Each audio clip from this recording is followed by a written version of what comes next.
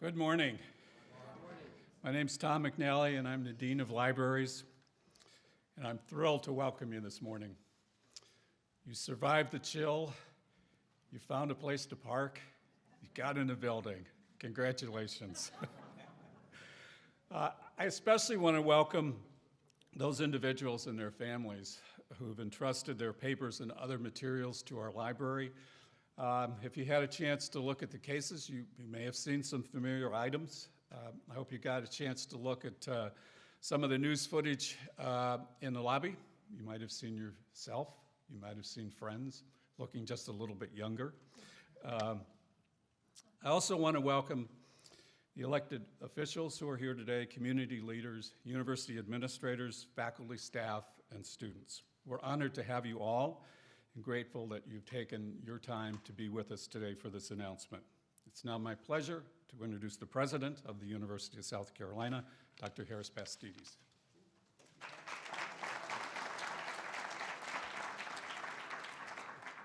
History, despite its wrenching pain, cannot be unlived, but if faced with courage, need not be lived again.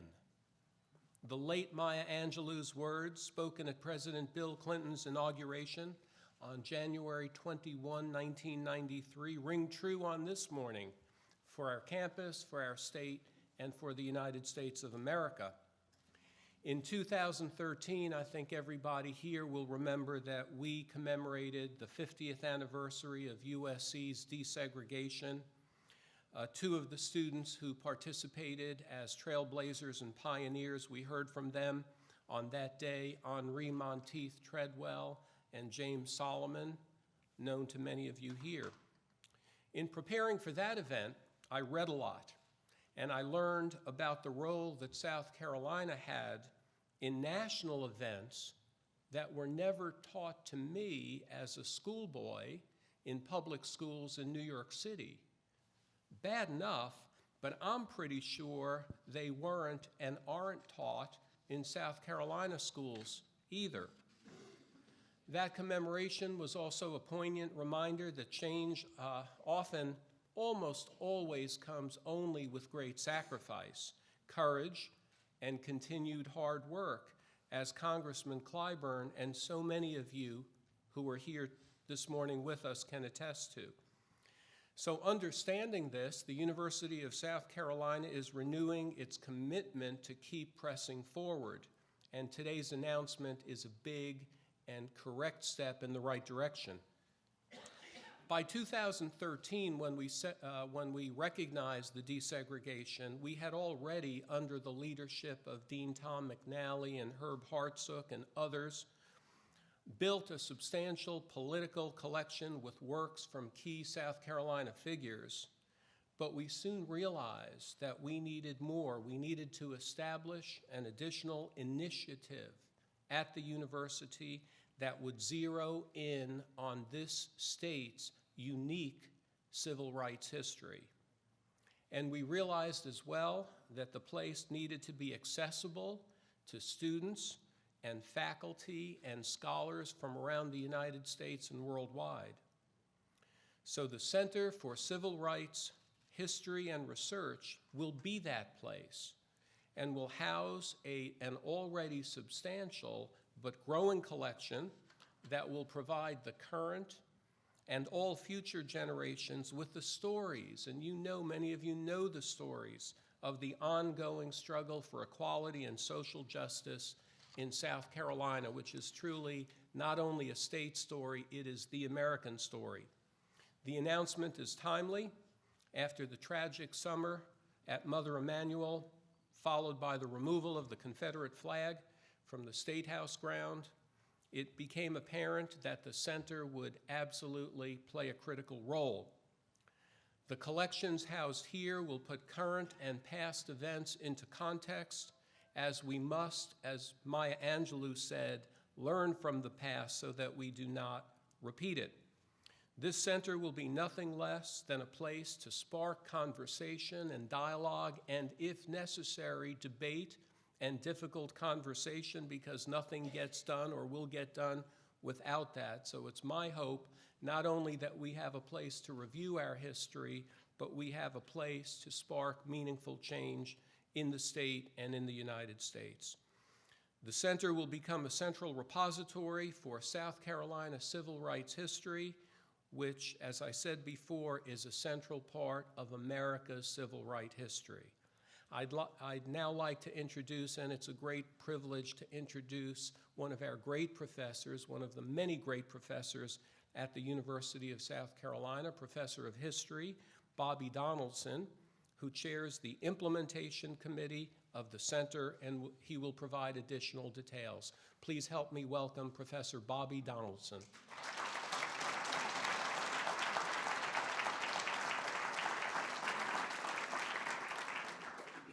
Ladies and gentlemen, good morning. For those who know me, this is not my normal voice, and so bear with me as I collect myself from this past weekend when I was nearly speechless, probably because of the excitement of this morning. A week ago, last Monday, at this very hour, I joined students from our university in a march from Long Street Theater to Osborne Administration Building.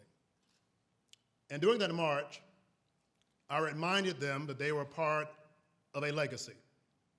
Few knew the details of another march on March 2nd, 1961, when hundreds of students from around the state of South Carolina gathered at Zion Baptist Church on Washington Street for a planned march to the State House to challenge, quote, the guardians of the status quo.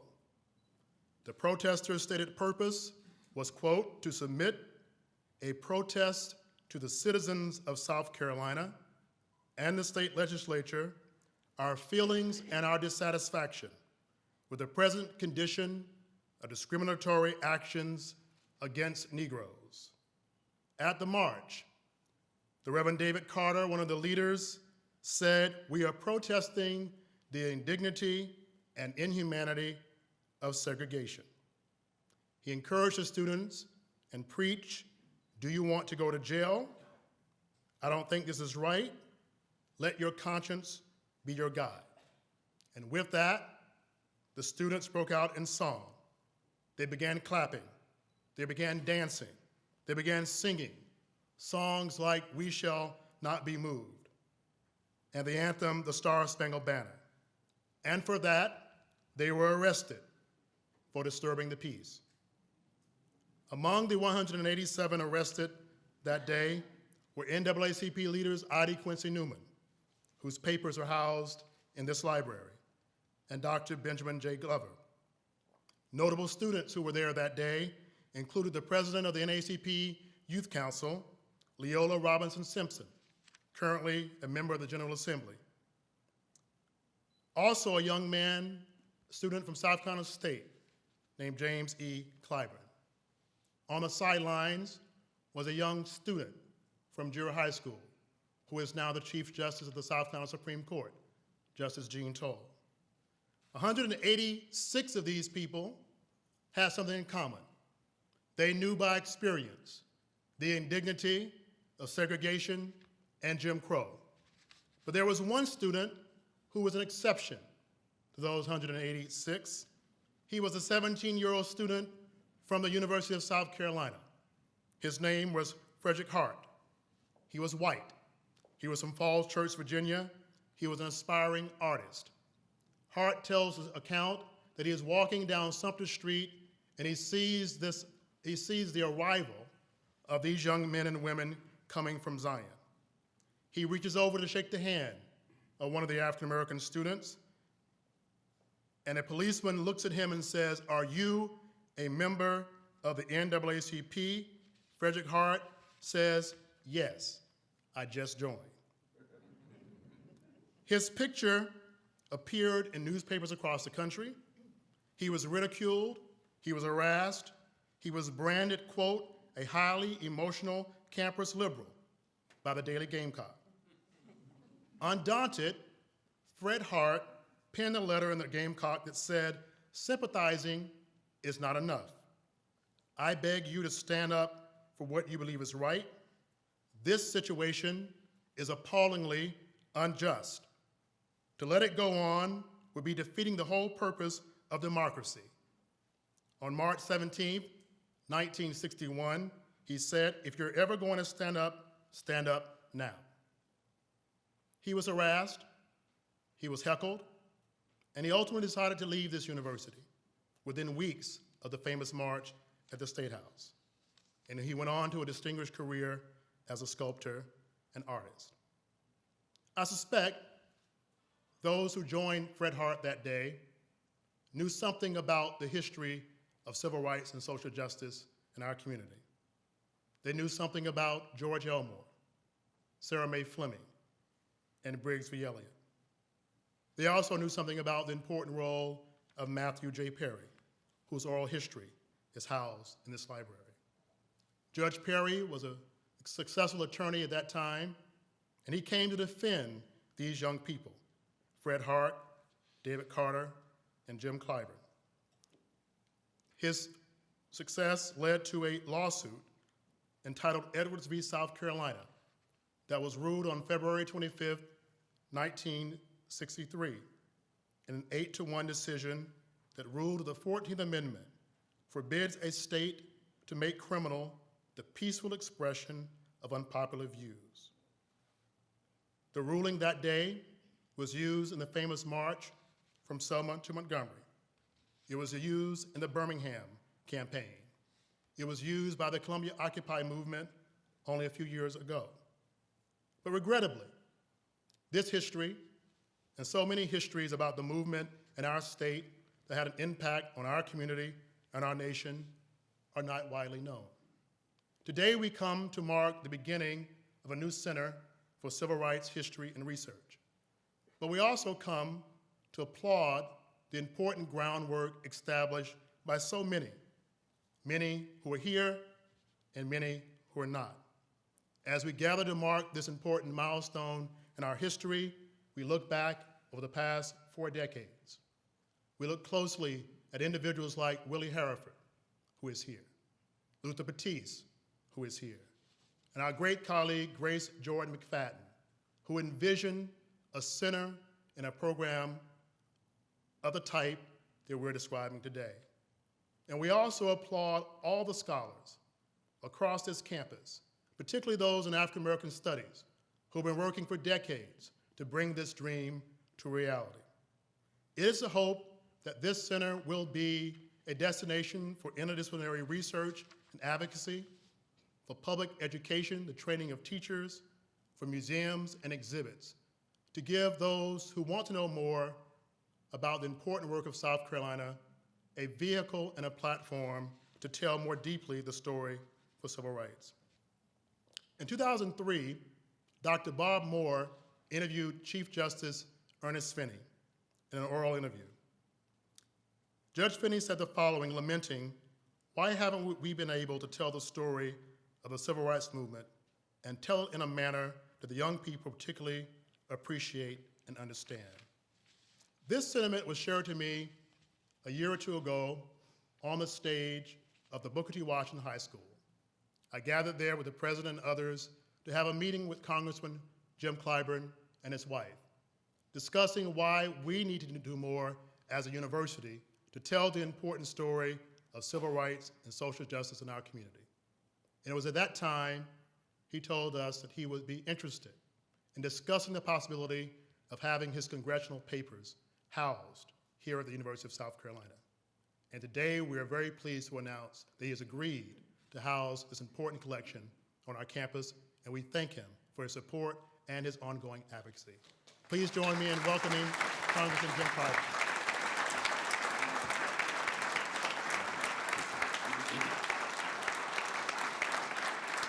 Thank you.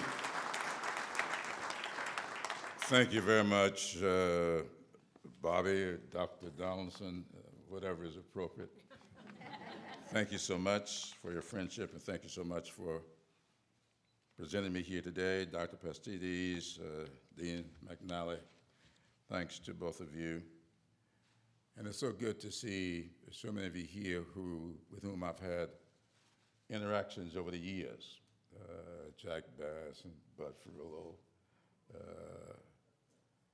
and the guy that I succeeded in the seat that I have now held for 23 years. He was there for 10. So good to see him here. I was just saying to Robin that hopefully his papers are here as well, give some continuity to the 6th Congressional District. He told me he hadn't decided whether he could run for office again, so his papers are here. But they were embargoed until he decided not to run again. And Mrs. Culbertson, so good to see you again. I remember both of us were out and about trying to get John Bolt elected. It's interesting how these things happen. When I first found out that you did not have to live in the congressional district that you ran in, all you had to do was live in the state, was with John Bolt Culbertson, because he was living up in Spartanburg when they came down to run for Congress in the 2nd Congressional District. And so I remember that very well. Thank you so much. Now, Dr. Pastides and Dean McNally, and before them, John Carl West, have been after me for years about donating my papers to the University of South Carolina. Of course, you have a fantastic political collection here. I've seen a lot of it, impressed by it. And many of my current and former colleagues have deposited their papers at this institution. But my response to their request has always been that my concern extends beyond my papers. When I wrote my memoirs, I applied a 3-part test to every chapter. Will those 10th graders I used to teach understand what I just wrote? Would they learn a lesson from what I just wrote? Would they be motivated by what I wrote? I wanted my book to be life lessons to young, developing minds. My hope was, and still is, that my papers would one day be a part of that goal and a part of effort to tell South Carolina's story accurately and vividly, its history and its civil rights story. As Dr. Pastides has demonstrated time and time again, he is a good listener. I just told him as we talked before this program that I was very moved, impressed, and proud of his public response to the recent student walkout here at this institution. He is sensitive and responsive to the needs of his students and the state. That is why he has made such a strong leader of this, the flagship institution in our state. 2 of my daughters, I have 3 of them, one of which we're keeping our fingers crossed that her second child, our 4th grandchild, will not be born before we leave here. We got a call at 5 o'clock this morning indicating that that might be the case.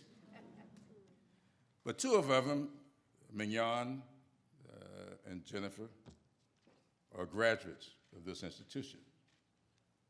My wife, Emily, has a master's degree in library science from this institution. I spent 2 years in the law school here. I don't usually mention that in Emily's presence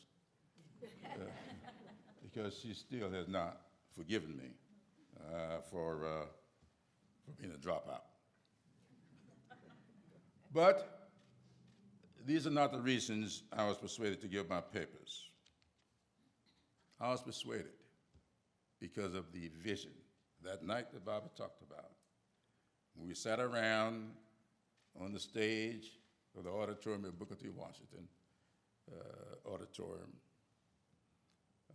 Em and I, and we listened as Dr. Pastides spoke of his vision. Dean McNally, the intensity to which he seemed to feel for this subject. Hope Derrick and her long-standing association with me and my efforts. And then there's Bobby Donaldson, who I had met and had grown to admire and respect.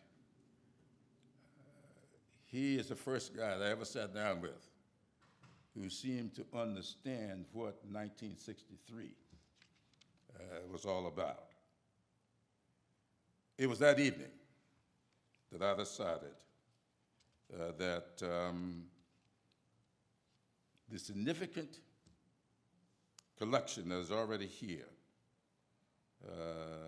should be augmented by my congressional papers.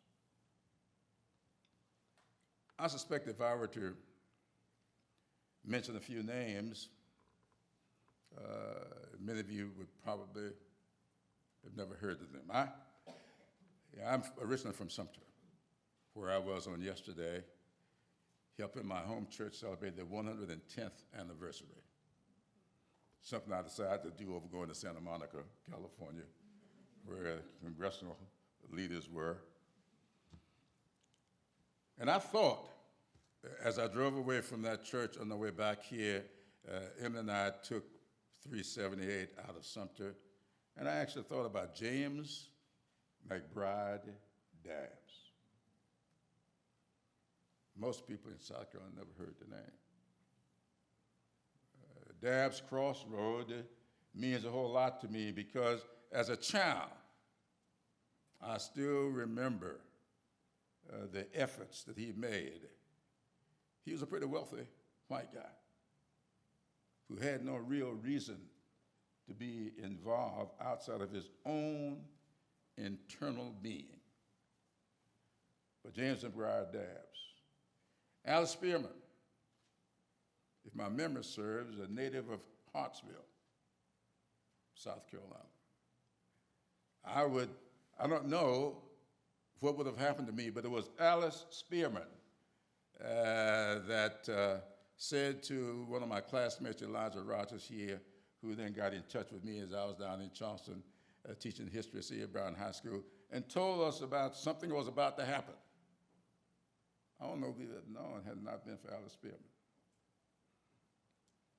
I don't know what her background was, but a white woman who certainly was moved by her own internal being. And so when you look at McBride Dabbs, Alice Spearman, Sarah Fleming, the Gimpke sisters of Charleston, I've always been intrigued by them. Way back when few people were thinking about what could be done in the state, these people made so much of a contribution to things. And quite frankly, every child ought to know. I really believe that if more white children knew about McBride Dabbs and Alex Spearman and the Gimpke sisters, many of them would have different attitudes about things.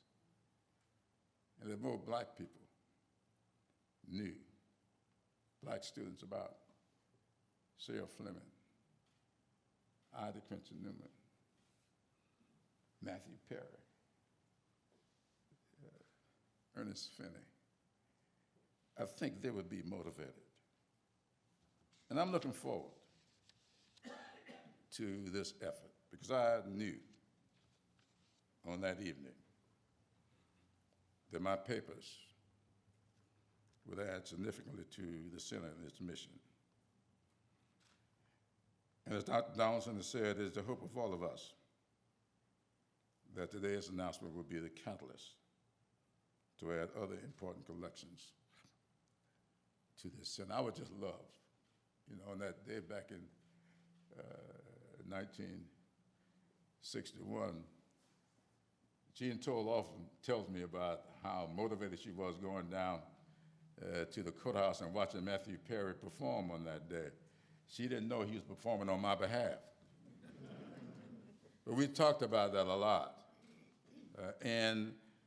I have no idea what she plans to do with her stuff, but I can just envision people coming to the center and being able to see an incident and walk over to a cubicle or to a shelf and be able to, what do you call it, annotate? I'm just a librarian, I don't know all these words. But really see how those things interact with each other, all in one building. We want to see a one-stop research facility. And so for all of you who be nervous, I want to thank Mr. Fleming, where's A.L. Fleming? He's in there somewhere, from South Carolina State, with whom he runs the foundation at the school. So none of what we are doing here today, Emily and I, are at conflict with anything we're doing at Dr. Evans, the president of South Carolina State. Thank you so much. Please stand and be recognized. Dr.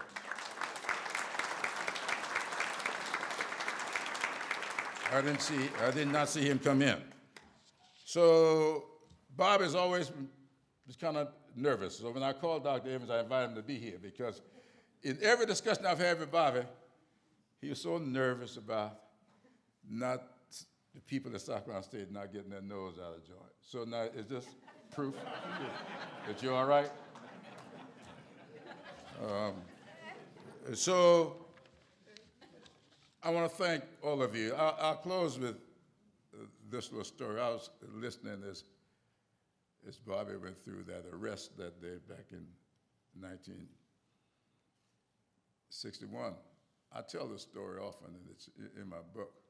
On that day, I had decided I was not going to go to jail.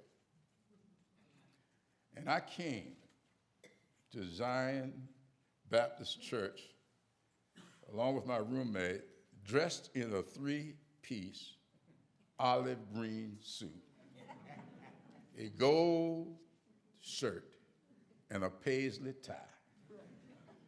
And when DeQuincey Newman saw me, he knew that going to jail was not on my mind. But he also knew that somebody had to go to jail that day because we were testing the new breach of the peace statute because all the states were losing those cases on disturbing the peace.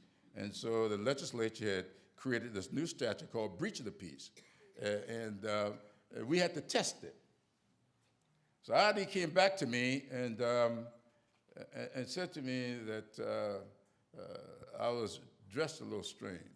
Because, back then when we got ready to go to jail, we used to wear, most of them would wear coveralls. I never wore the coveralls, but I kept a toothbrush in my pocket. When you didn't have food, you had to have a toothbrush.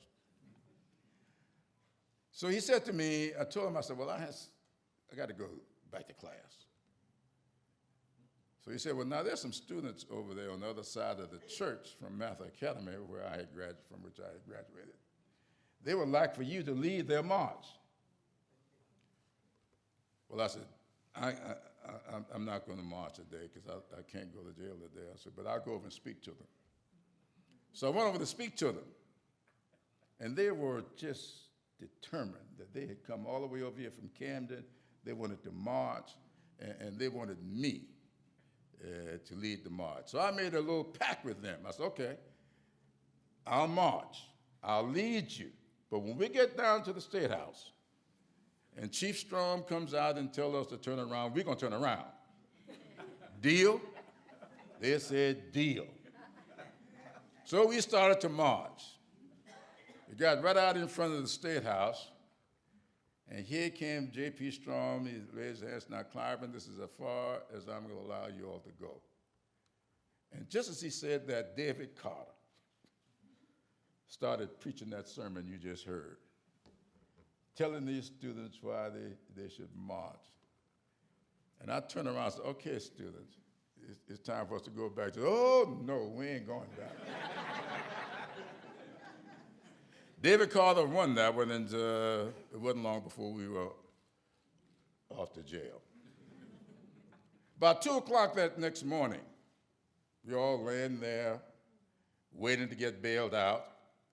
One of the students came over to me, and one had been so much wanting to go to jail. And he asked me, he says, I thought we were going to get out of jail. I said, yes, we're going to get out. He said, when? I said, as soon as Reverend DeQuincey Newman raised the bail money. He's out there trying to raise the money. We'll probably get out by sunup. So he left. He came back a little later, and he says, now, who did you say was out raising the bail money? I said, Reverend Newman. He said, well, he's back over in that corner over there. Well, needless to say, it was 3 days later before we got out of jail. And I spent those 3 days and nights in my little 3-piece olive green suit without a toothbrush. And when I got back to campus that next 3 days later, I peeled off that suit right in the hallway, and I've never put it on since. But I learned a tremendous lesson that day. I said in my memoirs that all of my experiences have not been pleasant, but I've considered all of them to be blessings. I was blessed with that experience that day because I learned on that day that all of us have roles to play. My role was to go to jail that day. DeQuincey Newman's role was to raise the bail. So I learned on that day, when the roles get mixed up, bad things happen. I hope that I can play a role in bringing the real story of South Carolina to those who would benefit from it. Thank you so much, and Godspeed.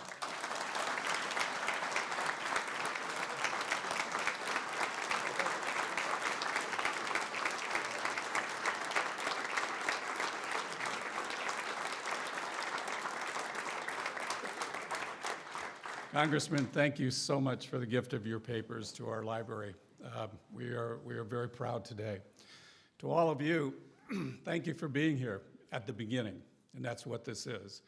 We have a long ways ahead of us and much hard work to do to bring this center to its fulfillment, but we are going to get there.